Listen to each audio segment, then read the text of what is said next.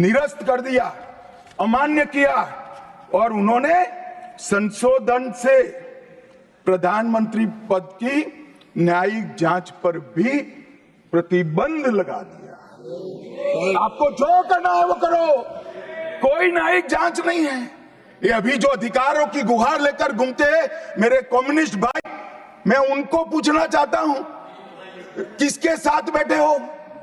किसके साथ बैठे हो? रात को अंधेरा कर कर अपनी आत्मा को टटोलना भैया, मालूम पड़ेगा। और ये संविधान संशोधन मान्यवर रिट्रोस्पेक्टिव इफेक्ट से किया गया कि पुराना भी मुकदमा है तो वो खारिज हो जाएगा। कभी ऐसा होता है? हमारे प्रधानमंत्री तो कहते हैं मैं प्रधानमंत्री नहीं हूं, प्रधान सेवक। और कोई कहता है कि मुझ पर मुकदमा नहीं हो सकता, मैं शासक हूं, शासक के खिलाफ उंगली नहीं उठाई जाती। भले संविधान ने अधिकार दिया, वो अधिकार हम समाप्त कर देते हैं। और मान्यवर ऐसे ऐसे सुधार किए हैं।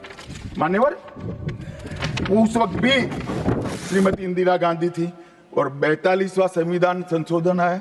मान्यवर अभी अभी सुबह दूसरे सदन में वन नेशन वन इलेक्शन का बिल पेश हो रहा था।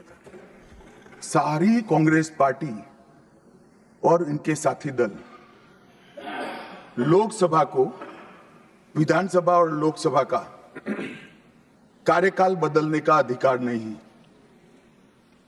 मैं सुन रहा था, है नहीं है तो जब बिल आएगा तब चर्चा करेंगे। परंतु भाई आपने क्या किया? 42वें संशोधन से 3 जनवरी को लोकसभा और राज्य की विधानसभाओं का सामान्य कार्यकाल 5 वर्ष से बढ़ाकर 6 साल कर दिया। क्यों किया? कि अभी चुनाव होगा तो हम हार जाएंगे, इसलिए लोकसभा को ही लंबा कर दो।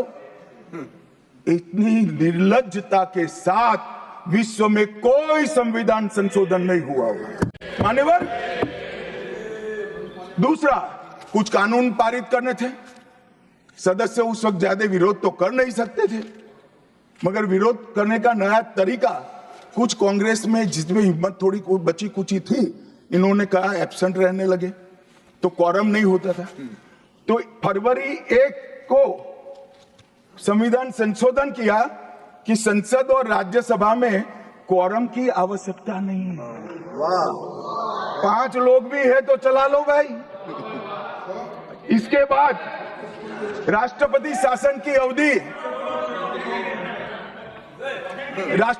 खड़गे साहब